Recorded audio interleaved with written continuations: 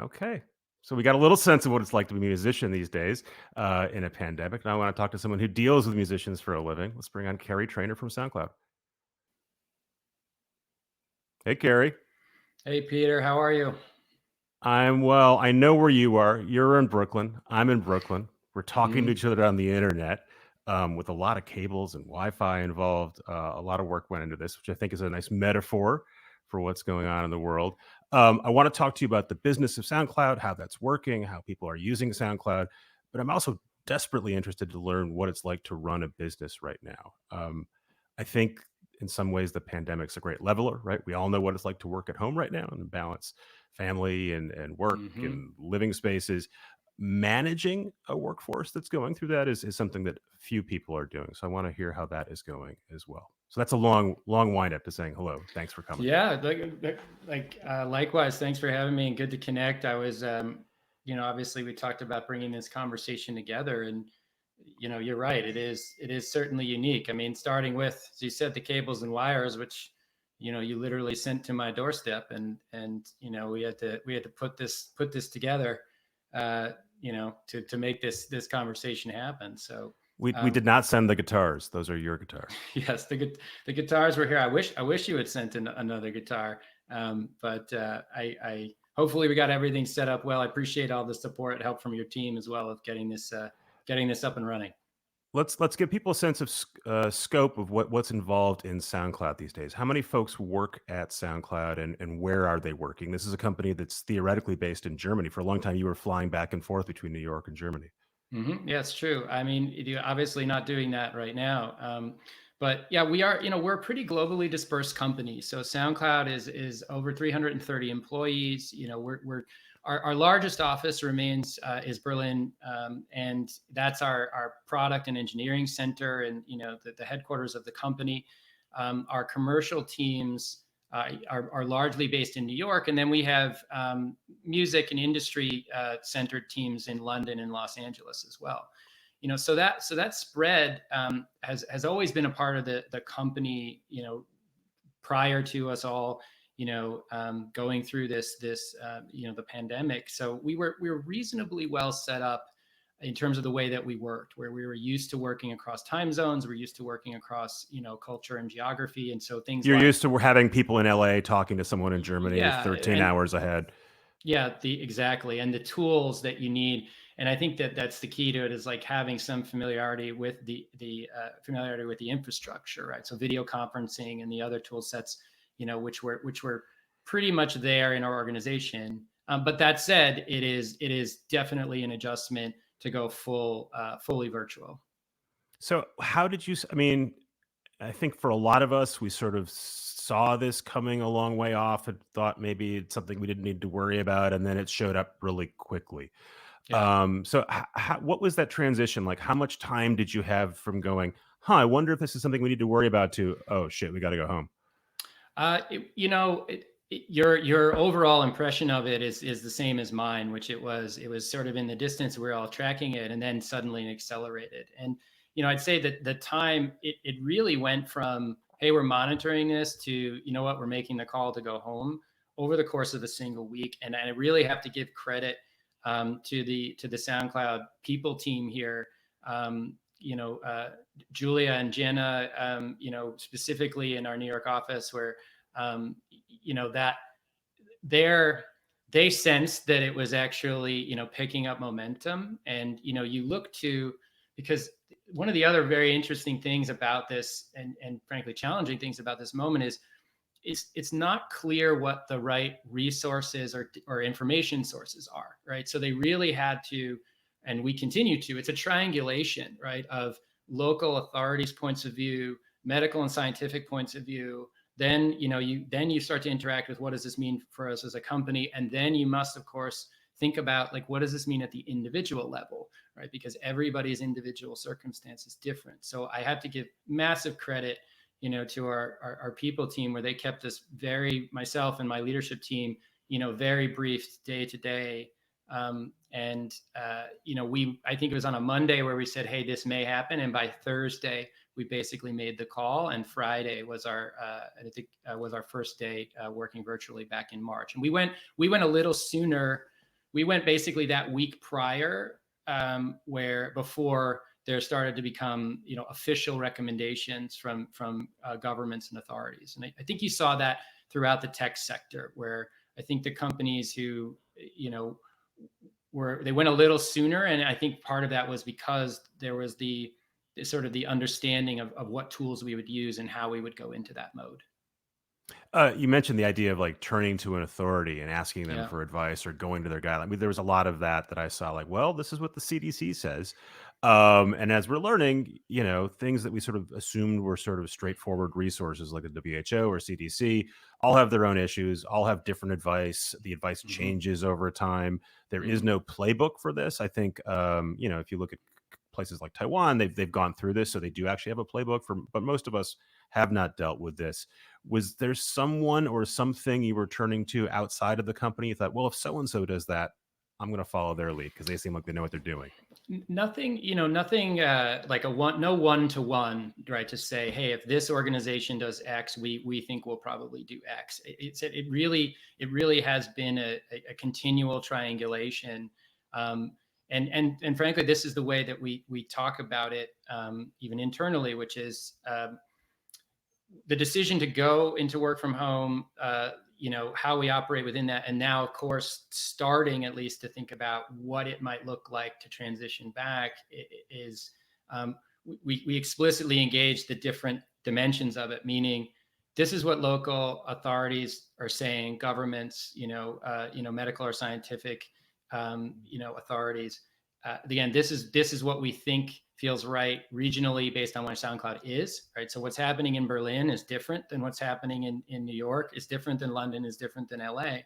And as we're seeing, particularly, at the governmental level, the different approaches, they get into things that you don't think about every day, which is for just what does the local transportation and commute, architecture look like? What are general levels of density? Like, what are the school systems doing? So all of that kind of goes into one layer of kind of authorities, and it's very regional.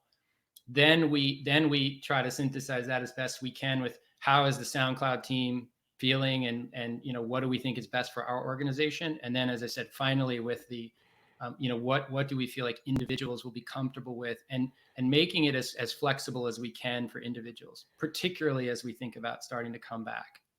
Yeah, so talk about individuals, right? I mean, everyone has a different situation, Yep. um, personally, and where they are in their life, what they do. And then I'm also, like as you said, I think it's got to be very different right now for your employees in Berlin, where things look much less severe, and it seems like they've got a much better handle on the spread. Um, but I'm sure there's just an overall, everyone's fearful and worried, and they're worried for their health. They're worried about the economy. They're worried about what may or may not happen to their job. How are you thinking about communicating with them, especially when you can't answer any of those questions? Mhm. I mean, you never really can, but you've got the least amount of insight and the least amount of sort of forecasting you would ever have in your life. How do you talk to your employees about and listen to them about what's going on? Yeah, I think that the most important thing that myself and my leadership team, we try to focus on is, frankly, what you just said, Peters. You have to actively, openly acknowledge that fact that everyone's situation is different and unique. And one of the things about working, being a part of a team in this type of a situation is you just immediately see, front and center, just how different everybody's life is, and dimensions that you don't think about every day. Meaning, um, just personally, how do they feel about it? Would they maybe potentially be more susceptible given their own health circumstances? What's their do they live, do they live alone? Do they have a spouse or partner at home? Do they have children? Do they have, are those kids in school? Are they not in school? Do they potentially have even extended members of their family? Are they commuting or not? Do they have space and equipment to work from home? So in terms of how we communicate, we just openly acknowledge, that everyone's situation is unique. And then second, which we've already touched upon, which is, we're going to be as transparent as we can about how we're making decisions, because, again, there is no playbook for this, and just being very honest and upfront with the team about that.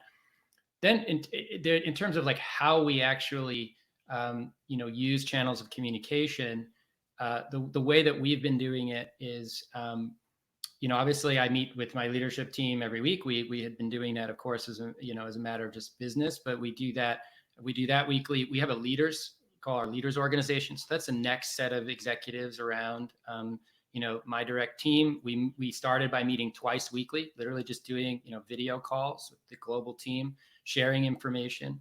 And we meet twice weekly as a company. That's something, again, that we were doing before this, but we kept that cadence. And then the way that we structure those discussions is we basically use three main lenses, if you will, which is how do we make sure, first and foremost, we keep the team safe and productive? Second, how do we support our platform and our user community, making sure that SoundCloud is up and available and there to serve creators like Solex every day? And then third, how do we keep the business moving forward and growing? And so we've just used those channels and those themes to kind of continually update the team. As you're thinking about going back in some ways and bringing some people back into some offices, how are you thinking through sort of, look, it's most important to have these kind of people back because it is hardest for them to do their work at home versus maybe geographically, it doesn't matter whether they can do their work at home or not. They're not getting to the office anytime soon. Or another way of thinking about it is sort of what does work from home stress? What causes the most problems for you? And what kind of works reasonably well right now? Well, I'd say generally, things like, more individual and focused work development, that benefits, right? From being able to, for most people to be able to carve out time and focus on things. More collaborative, work efforts, like for instance, some of the decisions we've made to accelerate items on our roadmap and put things out, out there to respond and support our community. It's a bit harder, right? Like operating kind of more of a war room style where you might get a group of people into a conference room. We've had to learn to do that in a virtual conference room, and it takes a couple extra steps. But I've been so proud and blown away by the team and in the way in which that they've pulled together to support each other and put out new benefits for our community.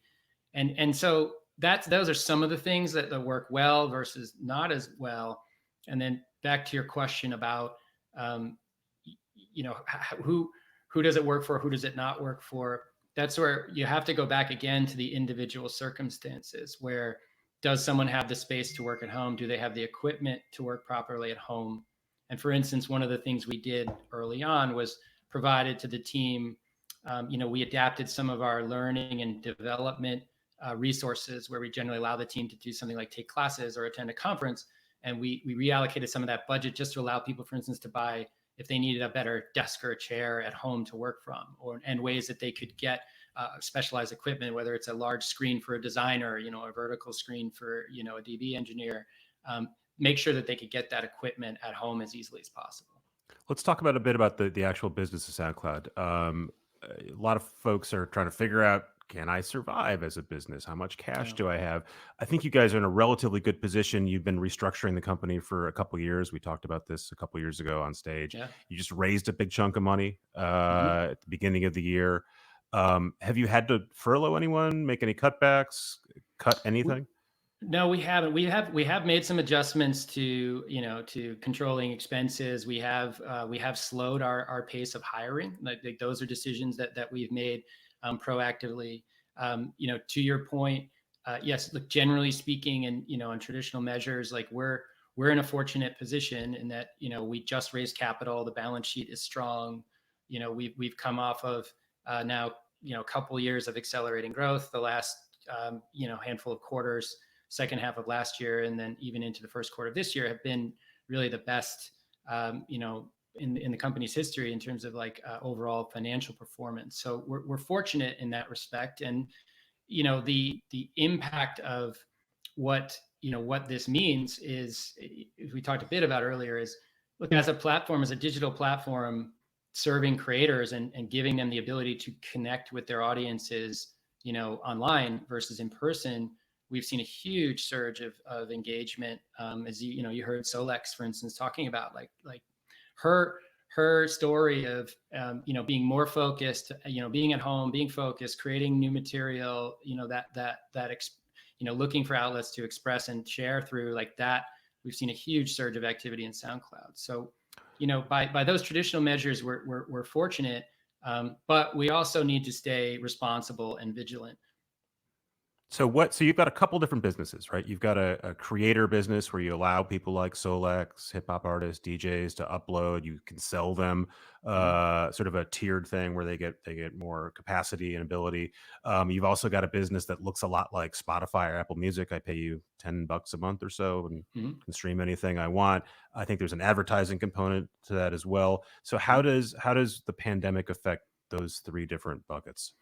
Yeah, so just as you said, SoundCloud is a true two-sided network, right? Where creators are sharing and connecting with listeners and their fans directly, and that's the way that we build the platform, as a sharing experience, and just as you'd like, that's the way we build the business. So on the creator side, it's that those tool sets that creators use to share their work.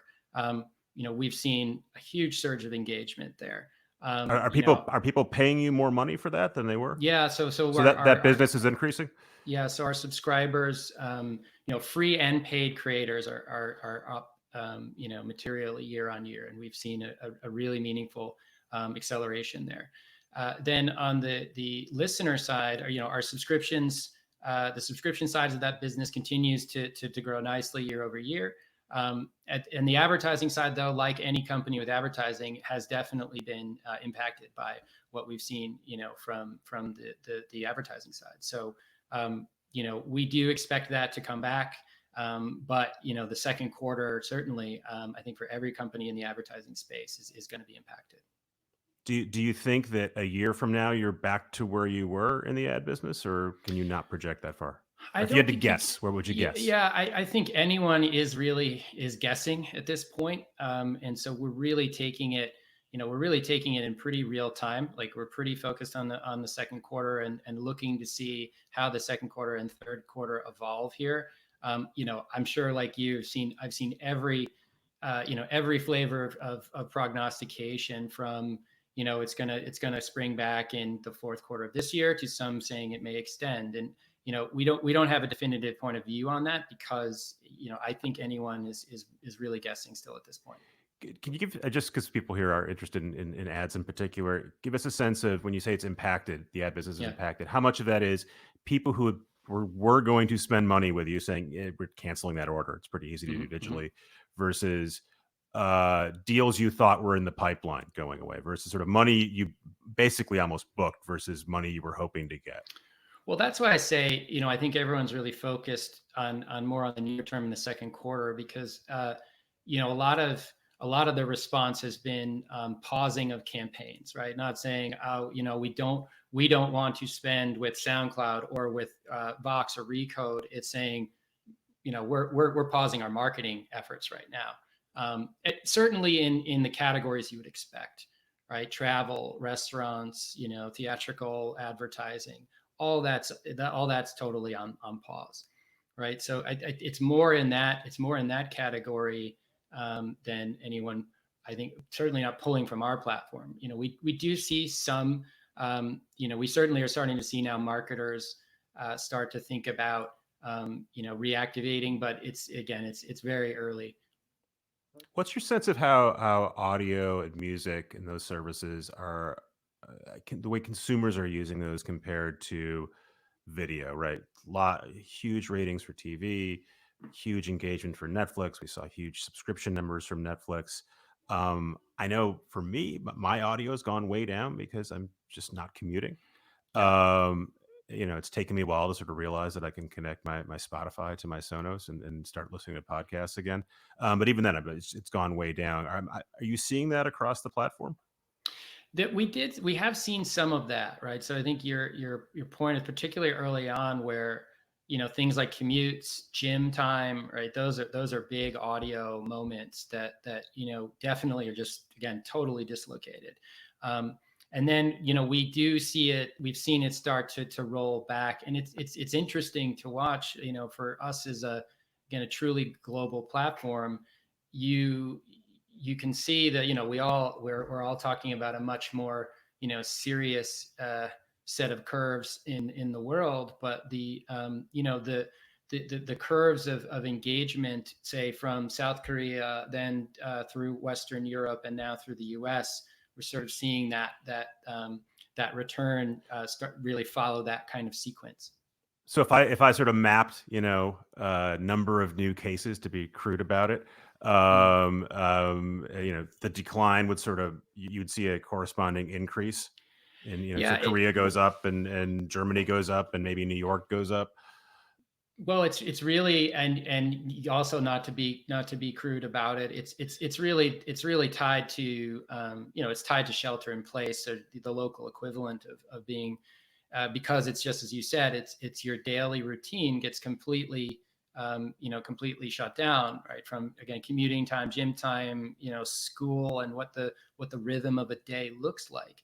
And that's where I think a lot of folks' media habits are really tied to, just as you said, they're tied to moments in your day. So I think, as you've seen different regions, experience the phases of the pandemic, you've seen that. You can see that in the way in which the certainly the listener side engagement with the platform is affected. Is there anything that you were really excited about doing this year that you just had to take off the table, whether it's a new product launch or a new campaign?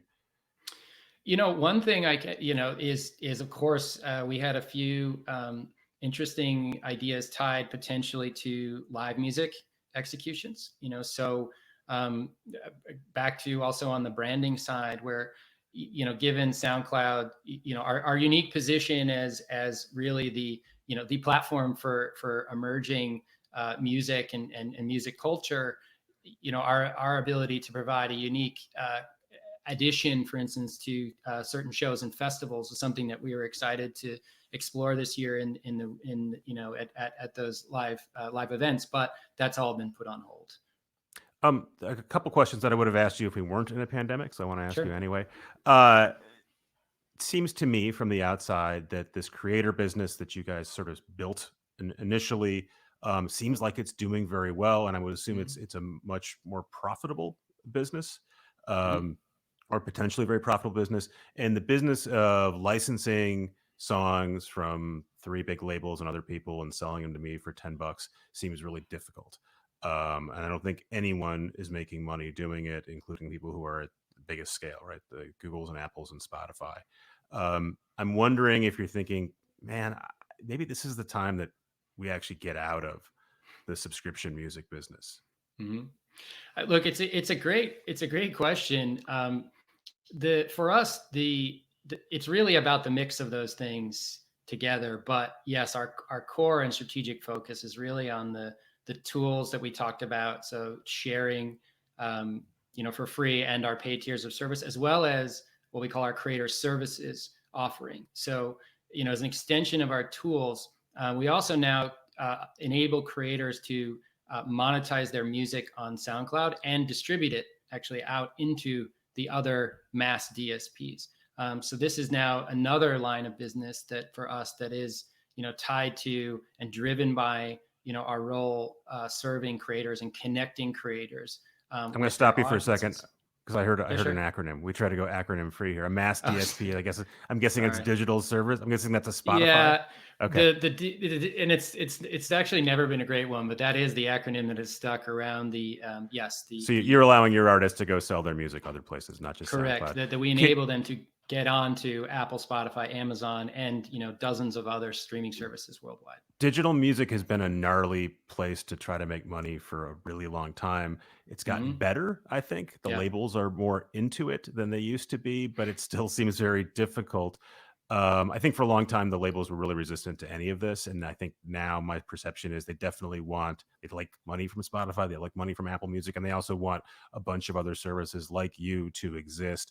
Is there something you need from the labels to make this more plausible, more realistic for you to keep doing?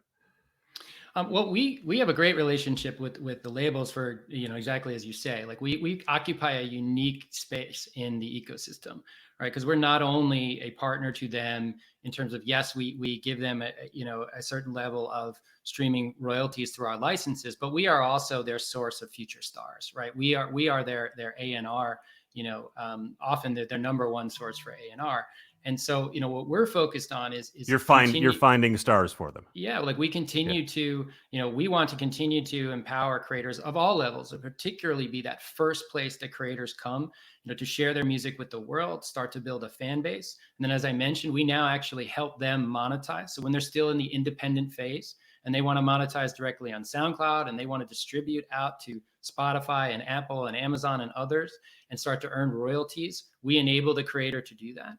And then if that creator wants to go on and sign, a deal with a record label, that's great, and we fully support that. So that relationship that we have with the label community is different than just being a pure distributor, and just we license music, we distribute music, and we just fight about how much who gets what.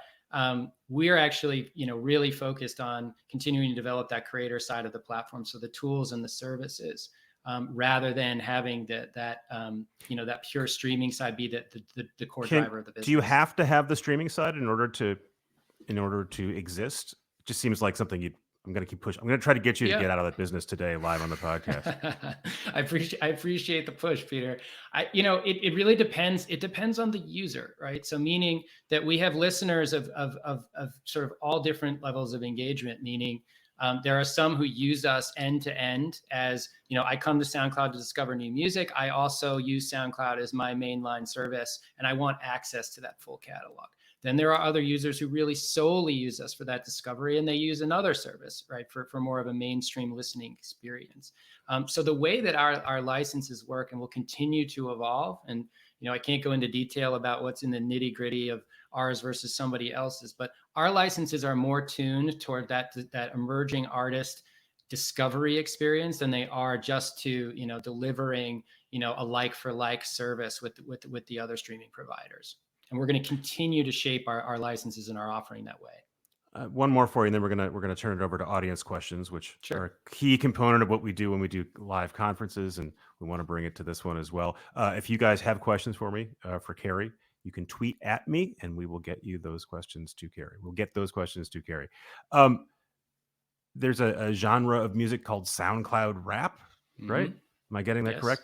Yes. And very popular. You guys have surfaced a lot of artists, and in the last year or so, several of those artists have died. I think generally it's associated with drugs in some way. And there was a discussion about whether these artists whether people were looking out for the artists. You've got very young people, in a way that you've always had with music. Musicians and drugs kind of go together, and people behaving irresponsibly kind of goes together with music often. Is there something that you guys as a platform think you should be doing, or is there an approach that anything you're changing in the way that you're dealing with artists in general, and specifically that genre that's going to help those folks?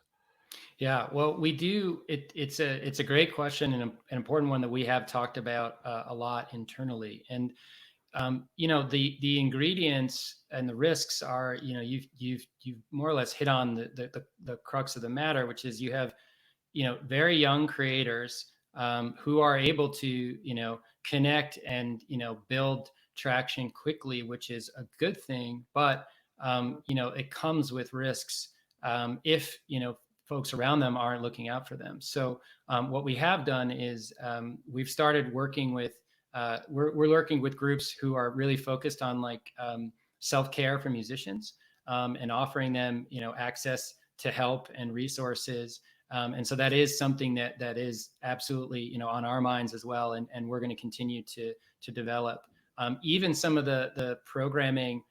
I don't know if you noticed earlier this week, we announced some programming where we're doing live streaming on Twitch, which we're partnering with, and some of that is actually designed around self-care. And so we view it all as a part of we want to be empowering creators by letting them, obviously giving them tools to access audiences build their careers on their own terms, and we try as much as possible to be transparent about what their economic options are. And now we're also looking much more at like trying to be a resource for them also for self-care and thinking about what may be going, what they may be pressured to do, and being able to make good decisions for themselves. So Would I you ever step appreciate in you. and would you ever step in and say, "Look, it seems like you're having a problem. Maybe there's something we can specifically do to help you, or maybe your manager isn't looking out for you," or is that something that, as a platform, you shouldn't be doing or don't feel comfortable doing? Yeah, I think as a platform, it's a challenging, frankly, one of the things is it's to have exposure to those moments where you would actually be able to step in and take action. One of the biggest challenges is like that's often not visible, right? It's often not visible until after the fact. And so that's why what we're focusing on is, and this is also what we talk about as a team, is look, what we understand that we're a big part of these artists, all artists being able to grow their careers. We want to turn to experts who actually can understand, hey, what are those signals, when are those moments, and that's why we're starting with reaching out to those who are experts, and we can help provide them with resources and work together, versus us trying to determine what those moments are. I think would be particularly challenging. I imagine. I wanted to ask, do Yeah. have questions from Twitter. Here's one from Zach. I think I know who this is. What is SoundCloud's ambition for podcasts? I'm pretty sure I know who Zach is. What's the role in the industry, and what does the future look like for podcasts? I know your predecessor, Alex Young, was very into podcasting.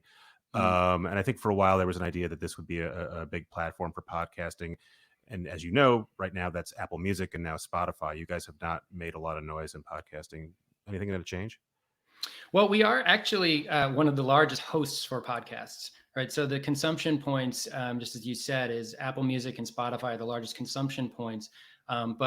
We're still the single largest host of the actual, of the largest number of podcasts. So just in the same way that podcasts, or rather for musicians, one of SoundCloud's, I think, distinguishing factors is our product is just very easy to use and plays nice with just about anywhere that you might want to point that material and redistribute that material. And podcast is no exception, right? So the ability to upload your podcast, store them on SoundCloud, present them on SoundCloud, and you're going to get some interaction from your audience, but you can also point them into those larger consumption endpoints like Apple and Spotify. So we do actually play quite a big role there, and they're one of the largest subscribers to our paid creator tool sets. Do you imagine doing what Spotify's doing and actually going, and a few other platforms, but not Apple, of going out and saying, we want to do exclusive podcasts. We want to get something that either all your work or some of your work only lives on SoundCloud if you're a podcaster? That's something that you'd want to do? It's not something we're focused on in the near term, no. So you're not going to cut me a check anytime soon?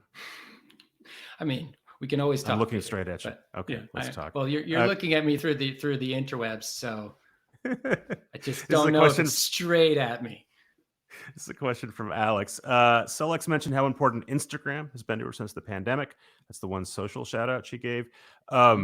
Is there a way that you can help artists connect with other platforms? Is there something else you can do to sort of connect people like Solex with the internet broadly? Yes, we're actually, we're very proactive about offering as many ways for creators who use SoundCloud to extend their reach and share out into other platforms.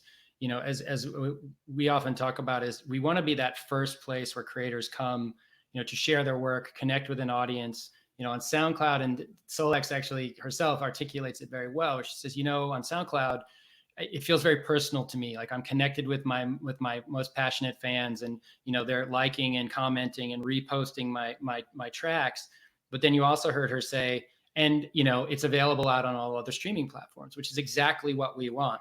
And so the way that we view the ecosystem evolving is, come to SoundCloud. SoundCloud is your home base to upload and host your material, build that core dedicated fan base, distribute that material, your music out so it can be consumed in any other service. And then the social layer is really just activation, continual activation, right? So if you have followers on Instagram, Facebook, Twitter, TikTok, whatever it might be, we want those to be accelerating layers around your fan base and the engagement around your music. You've seen services like Spotify dabble with the idea of marrying video and music, and they Mhm. kind of go back and forth. You guys, as far as I know, are just audio, right? I can only consume you by putting you into my ears. Do you ever think like maybe we should add a visual component to what we do? Yes, we have certainly considered it, and one of the interesting things about this time for us is we're experimenting more with video, particularly around some performance content, but also around information content. For creators, like we host a number of basically creator forums where we're letting creators get advice and tips, from SoundCloud staff on how to grow their career, how to build their audience. So we're seeing video programming. We're excited to be engaging a lot more with video programming right now, and we'll see if that ultimately becomes something that becomes more of a mainstay of the product. Tim wants to know what your strategy around live is. As you know, there's a big boom right now. Instagram Live, Twitch has always been a big deal and is getting to be a bigger deal in the pandemic. You talked about you want to do some sort of live activations, but how can you guys participate, or do you want to participate in live? Right? I mean, you're on-demand audio. Do you want to be in the live business? Yeah, I think this is going to be such an interesting year for how the live business actually evolves, right? In that the I think generally speaking, this huge surge that we've seen in digital adoption, and SoundCloud is no exception with the creator engagement. The what live how live actually returns is going to be very interesting, and we're watching it pretty closely.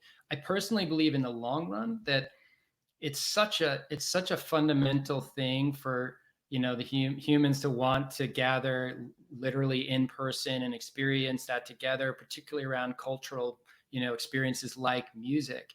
I think that returns. We None of us know on what timeline, but in now and then, for the future, the digital the digital version of that, I do think, is going to be stepped up and sustained at a larger level of adoption. I don't think it fully replaces, but it's going to be very interesting to see how creators utilize that.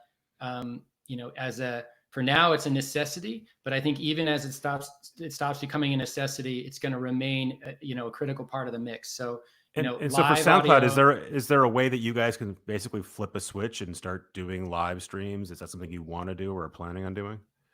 Right now we're exploring it through partnerships, but it's something that we're gonna evaluate and decide if we do as something core to the platform.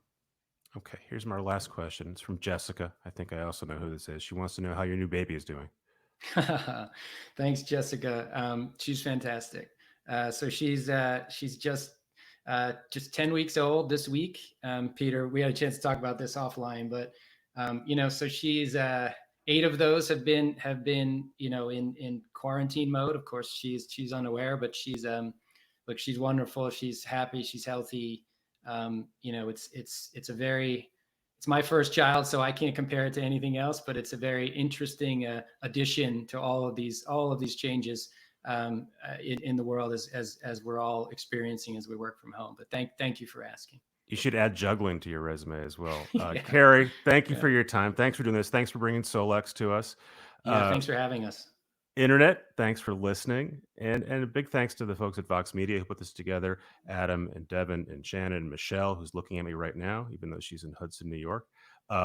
These guys are great at putting on live events. This is our first internet live event. I think it went pretty great. Thanks, everyone. See you soon. Yeah.